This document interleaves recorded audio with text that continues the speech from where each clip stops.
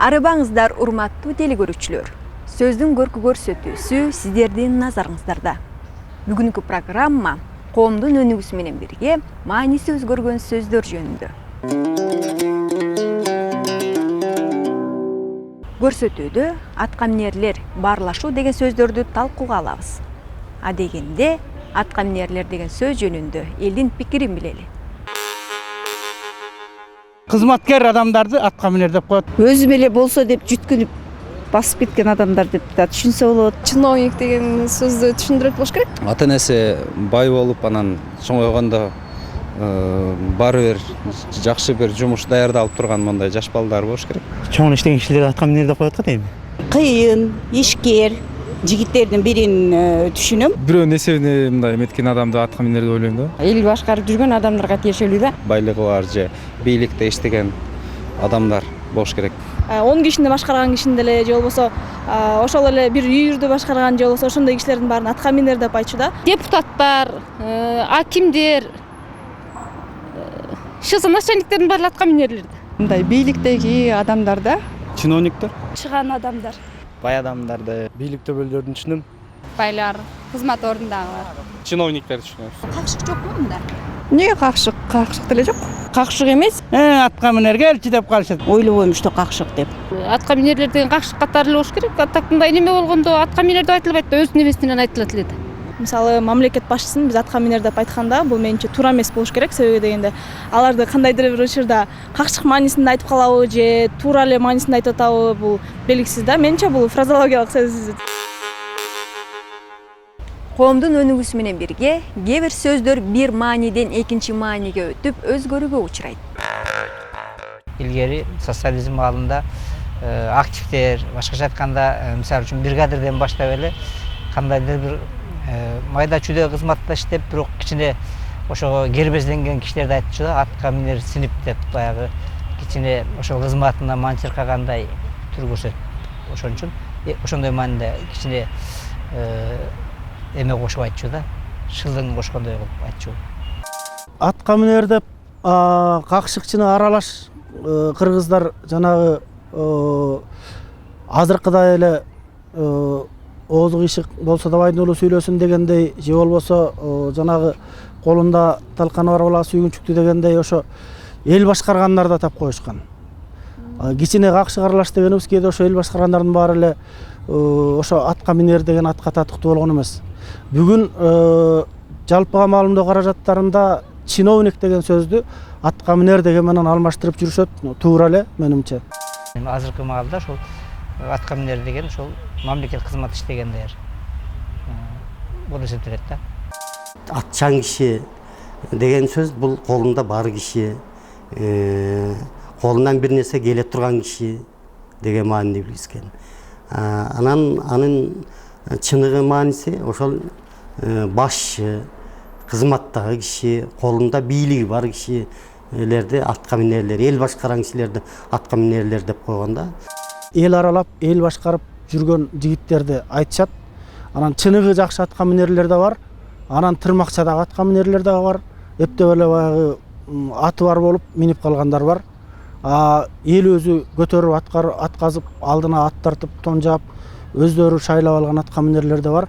Ошондойлор көп болсо элибиздин турмушу оңолот эле. Андай мыкты аткаминерлер элди жакшы жолго баштайт. Анан өзү атына минип алып каяка бастырарын билбегендер элди туюкка кептеп коюшу мүмкүн. Азыркы аткаминер деп койгондун өзү тескөөчү, башкаруучу, кыйынсыган адамдар деген, жана өзүң айткандай, шылдың ретинде дагы айтылуучу, кытмыр маанинде, кандайдыр бир келекелөө маанисинде дагы айтып койгон мааниге айланып барат акырындык менен. Чыныгы мырза. Чыныгы мырзалар минет атка. Ошо аткаминерди биз эми түзүлө алып барып, какшык түрүндө аткаминерлер деп чоңдорго жабыштырып салдык. Ал мааниси да туура. Себеби булар аткаминерлер жанагы карапайым калктын ичинен аткаминер болуп тарбияланып чыкпастан, илим билим жаатында өзүнүн жетишкендиктери менен, кандайдыр бир татыктуулугу менен кээ бирки чоңдорубуз добушту сатып алып корпус шайланып деле атка минер болуп атышат да. Бул өзү историзм сөзү. Мына бул 20-жылдарда алгачкы кызматтар пайда болуп, алгачкы жанагы кызмат адамдары пайда болуп, анан карапайым кедейлер, кара таман кедейлер карапайымдыгын салып эле баягы жумуш аткарып карапайым айылдагы беркилер болсо кызматка туруп, алар кызматчы экендигин билгизип, атты жакшынакай алып минип, токуп, жарак жабдыгын жасап, өзүнүн айырмалап мындай башкалардан. Мен кызматкермин, мен районго барам, мен баланча чарбага барам, баланча жакка барам деп ат үстүнөн түшпөй, өзүн жогору кармап, башкача бир сезе баштагандын сөзү бул. Совет өкмөтү жаңыдан курулуп аткан кезде Совет өкмөтүнө берилбей, ичинен ар жагынан тереңинде берилбей, сыртынан берилмиш болуп, атка минип актив болуп жүргөндөрдү аябай атка минерлер го деп койчу экен да. Массалык маалымат каражаттарында атка минерлер деген сөз көп айтылат. Атка минерлер дегенде кадимки мамлекеттик кызматкер, чиновник деп түшүнөбүзбү же кызматкер сөрөй, ачендик сөрөй деп какшык катары кабыл алабызбы? Эл тарабынан берилген жана эле кошумча прозвище. Анан кийин ал өзүнүн мезгилин, убактысын ал сөз өтөп бүткөн. Андай ат калып, азыр тиги радио, теле аркылуу, басма сөз аркылуу элге маалымат берилип атат. Бул калып калган атка минер деген сөздү кайра алып чыгып койгондун оңу дагы, тескери жагы да бар. Чоңдорго көбүнчө бул какшык түрүндө айтылат. Биздин атка минерлер эгер жакшы болсо деп жазылып атпайбы азыр көп массалык маалымат каражаттарында. Ошол атка минерлер билсе, укса деп көп жазылып атат. Атка минерлер деп анын бийлик даражасын сындаганы менен бул атка минер деген сөздүн артында да кичинекей сын бар да. Ошол бийлигин туура пайдалана алабы, бийлик даражасын кармана алабы дегендей бир акырын тымызын ошолорго сын көз менен карап турган, эскертип турган көрүнүш бар бул жерде. Союздун убагында активдер, колхоздун башкармасы, зоотехниги, ветврачы, бригадири ошолорду атка минерлер деп койчу. Анан азыркы учурда атка минер деп деле ошол жанагы айыл өкмөттө иштегендер, депутаттарды атка минерлер деп коет. Анан алар ошо элдин маселесин чече турган адамдар, элдин көйгөйүн чече турган адамдар атка минерлер деп коет. Эми азыркы кездеги мааниде же иштеп иш колунан келбей, же саясатка кирип саясат колунан келбей, же чыгармачылык менен ага колунан келбей, өзгөчө саясатта да анан кийин тигил саясатчынын колтугуна кирип алып, же бул саясатчынын колтугуна кирип алып, элпең селпең этип кыйкырып жүрүп атпайбы кээ бир жолдоштор. Так, мына ошолорду азыркы кездерде мына атка минерлер деп коюп жүрөбүз да биз. Аны сүйгөндөн айтпайт кыргыз эличи. Атка минерлер деп баягы ушу чоңдор, силер чоңдор дегендей бир ичинде бир нерсе бар, атка минерлер депчи. Атка минерлер келип калдыңар, атка минерлер келатыптыр, атка минерлер чогулуп атыптыр го деп коет, мындай ичинде бир саал жакшы көрбөгөндөй сезим болот атка минер дегендечи. Анан атка минерлер айланайындар деп айтпайт эч кимчи. Атка минер дегенде ошо кичине жаманыраак көз караш менен ошолорго бир азыркы депутаттарга дегендей көз караш менен айтылган сөз да. Депутат дегенде азыркы биздин аллергиясы карап кетет го, ошондой сыяктуу эле атка минерлер дегенде ошо саал аллергиясы менен, саал бир ошолорго бир жакшы мамиледе эместигин билгискендей сөз да атка минер дегенчи. Эл арасында атка минерлердин ишине байланыштуу лакаптар дагы жок эмес. Айылдын башкармачылыгындагы иштеген кызмат адамдары кичинекей кызмат болсо дагы ал өзүн жогору көрүп, анан сен салар да мен салар, атка чөптү ким салар деген сөз чыккан. Мен дагы канцеляриядагы кызмат адаммын, сен дагы канцелярияда кызмат адаммын. Анан алар карапайым адамдардай болуп, атка чөп салып отурганы уят деп, аттары ачка калган деп айтылат да, бир лакап айтылат. Бригадир болсо, эртең менен эрте ар бир үйгө бирден кирип чыгып, ишке чыккын, жумушка чыккының деп атка минип алып салып уруп келчү. Мына ошондо кыргыздар лакапка айланып калган сөзү бар. Бригадирдин атындай бурулуп деп. Ал кандай чапсаң да бригадирдин аты түз кетпейт, ар бир үйгө бурулат да. Өзүнөн өзү бурбасаң да бурулат. Мындай кишилерди Түгөлбай Сыдыкбекович чолок этектер деп койчу. Ушу чолок этектерди. Эми кече күнү, мурдагы күнү бир аксакал киши айтат, ой, кур этектер дейт, кургак этектер дейт, кургак этектер дейт. Мына ушул кургак этектер, чолок этектер, атка минерлер дегендин маанилери негизинен окшош да.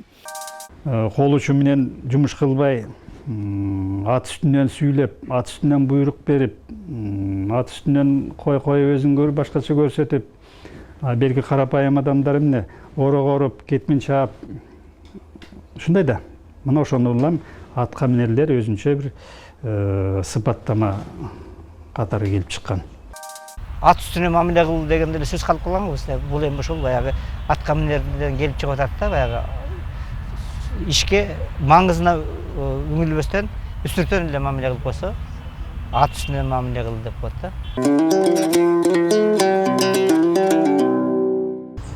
Атка минер деген кыйыр маанисинде какшык, келекелөөнү билгизсе, түз маанисинде мырзалыктын мыкты сапаттарына ээ, мартабалуу, акыл парасаты жогору адамды билгизеби? Негизги мааниси атка минер болор бекен деп уулумду мен тилек кылдым эле дейт. Аны сөз эле же бир министр же болбосо бир президент болуп калсын эмес. Билими жагынан да татыктуу, жан дүйнөсү, анын патриоттуулугу, мекенин, элин сүйүп ошолорго эч кандай бийликке барбай эле кызматын кылып эле таптатынакай чыныгы атка минер болуп жүргөн эр азаматтарыбыз бар. Какшык иретинде кээде атка минерлердин кылганы ушул деп коебуз. Эл үчүн жакшы кызмат кылбай, элин алдап же жеп ичип жаткан жетекчилер көп болуп жатпайбы? Какшык подтексти бар мунун, атка минер деп. Нагыз мыкты атка минерлерден мырза деп да аташат.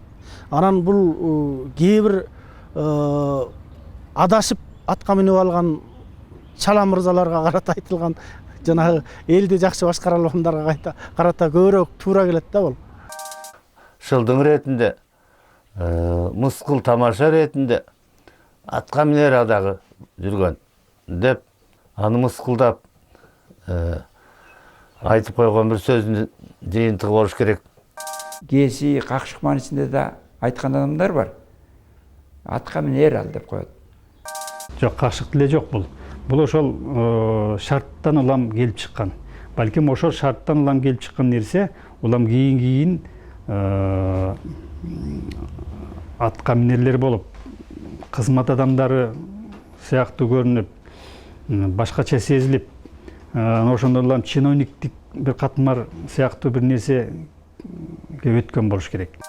Эгемендүүлүктүн мезгилинде атка минер деген сөз акырындык менен бизге кайра бийлик башындагыларга лакабат катарында колдонулуп калды. Анткени эл ушу башкаруучу чөйрөгө ишенбей калган. Башкаруучу чөйрөнү айтканына көп ынтызар албай калган маселелер бар. Канча мыйзамдар бар, анын баарысы ичке ашпай атат. Көзөмөл болгон киши жок. Анан атка минердин айткан деп, атка минерлердин кылганы деп. Мына ушундай лакапка айланып баратат, баягы молдонун айтканын кыл, кылганын кылба дегендей, улам акырындан жүрүп отуруп, алардын айтканы менен кылганы айкашпай калгандын негизи акыры ушуга алып келип, шылдың келеке сыяктуу бир маани өтүп кеткени байкалат. Кыргыз тилинин фразеологиялык сөздүгүнөн атка минер советтик активист сыяктанып көрүнгөнү менен иш жүзүндө ага ылайык келбеген тескери иштерди жасаган киши. Кошчу уюму аткаминер арамзак куулар менен күрөшүп жатат. Эркин тоо. Экинчи мааниси. Эл ичинде бийликке аралашкандар. Улуттук тилдин өнүгүшүнө массалык маалымат каражаттарынын таасири зор. Телерадиодон айтылган сөз берилген маанисинде элдин кулагына сиңе берет. Учурда массалык маалымат каражаттарында көп колдонулуучу баарлашуу деген сөздү талкууга алалы. Алгач салттуу түрдө эл арасынан сурамжылап көрөлү. Общение дегенде кыргызча которуп бере аласызбы? Общение деген бул баарлашуу деген. Бири-бири менен пикир алышуу деген сөз. Ошо баарлашуу да. Бирөө менен баарлашуу, тил табышуу, Пикир алмашуу, баарлашуу. Баарлашуу.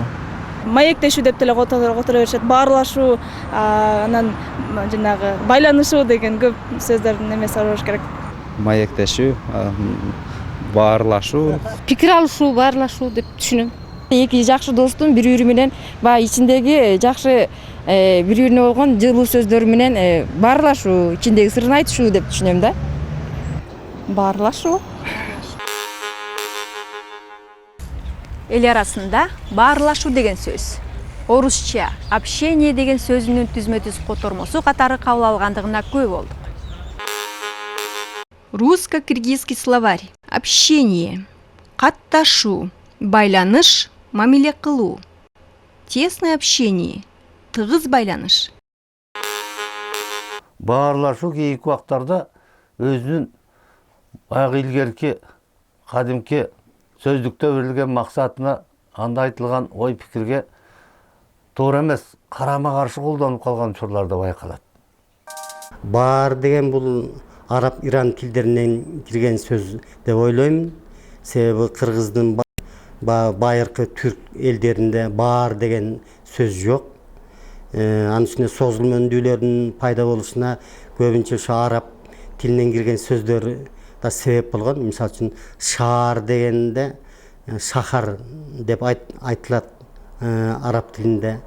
Дөөлөт дегенде давлет деп айтылган. Ошол сыяктуу баар деген бул бахар деген сөздөн келип чыкканго деп ойлойм. Баарлашууна бир эки адам ички мурдатан тааныш, жан дүйнөлөрүндө бир айта турган бир жалпы бир ой бар, жалпы бир сөз бар, жалпы бир өткөн окуялар бар адамдар бир ортого самоорду коюп, жыргап бир ички сырларын чечишүү да. Анан мисалы үчүн бирин бири тааныбаган адамдар баарлаша албайт да. Бул бирин бири жакшы билген адамдар баарлашып, баягы жыргап жан дүйнөсү менен бир эскини козгоп, классташтар бир отуруп алып бир жыргап баарлашышы мүмкүн, класста, мектептеги учурларын.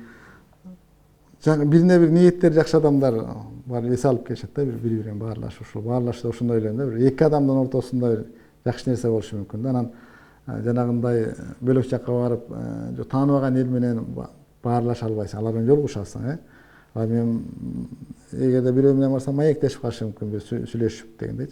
Баарлашуу бул жан дүйнөң ырахат алган нерсени айтат болуш керек да, мен ушундай деп. Эми жакшы сүйлөшүү, чер жазышуу деген мааниси бар. Кандай адам менен баарлашышы мүмкүн? Өзүнүн сырын бөлүшө билген, өзүнүн кайгы кубанычын тең бөлүшкөн, ал жакшы курбусу болушу мүмкүн. Мен эгерде чын дилимен сага сырымды айта албасам, баарлашуу максатына жетпейт. Өз ара сыр чечишип,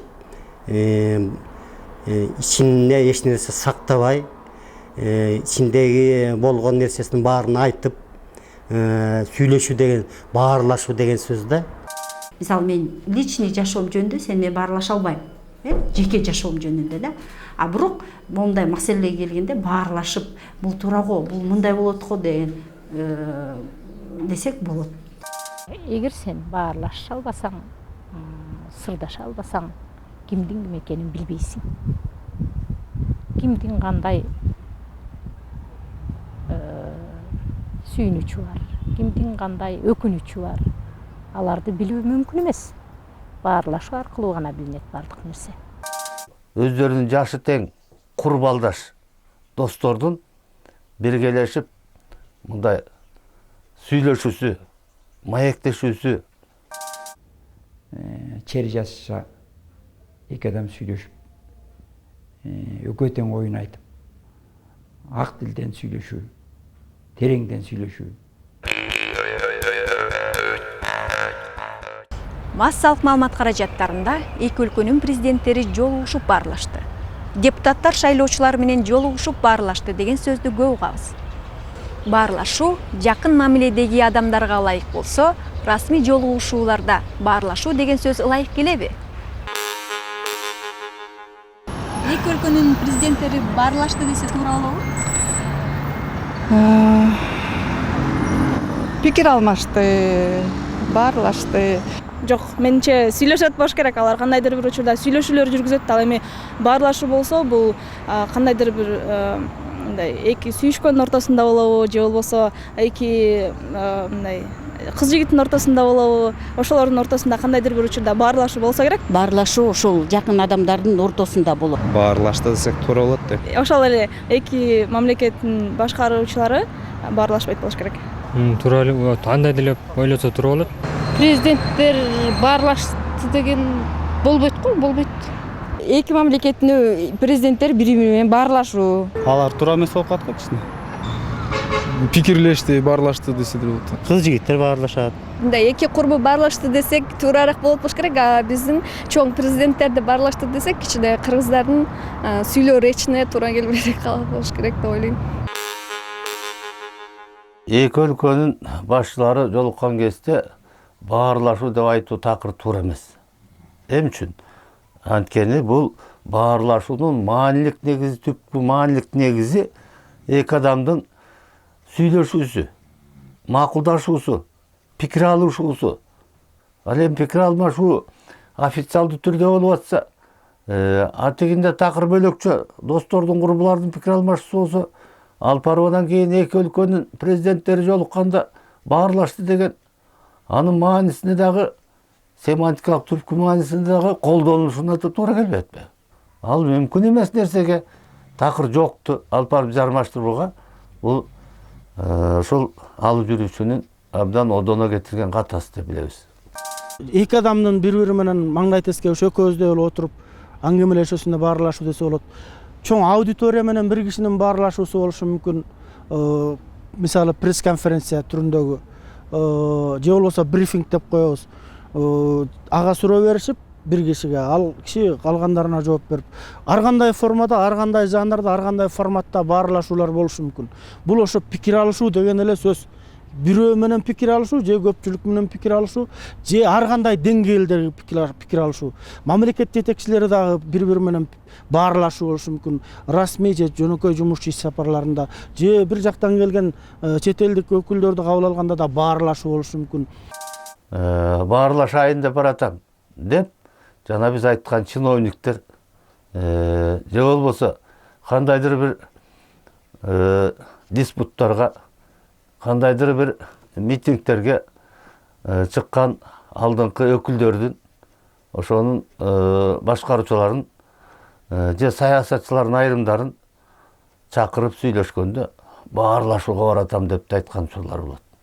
Бул абдан туура эмес колдонулган негиз болуп эсептелет. Ар кимде бар бир кыял, ал кыялды ким тияр дегендей, ар бир кишинин өзүнүн түшүнүгү, деңгээли, мүнөзү бар. Анан ар ким өзүнүн ошол сөздөрдү дагы өзүнүн баягы өзүнүн ички туюмуна, мүнөзүнө, интеллект деңгээлине жараша түшүнөт. Анан баарлашуу дегенде мындай интимдик мааниде дегенди биринчи жолу угуп атам. Баарлашуу бул сүйүүнүн жолу деп айтылат. Бул эмне деген сөз? Баарлашым келбеди, баарын эми жоготтум деген да сөз бар.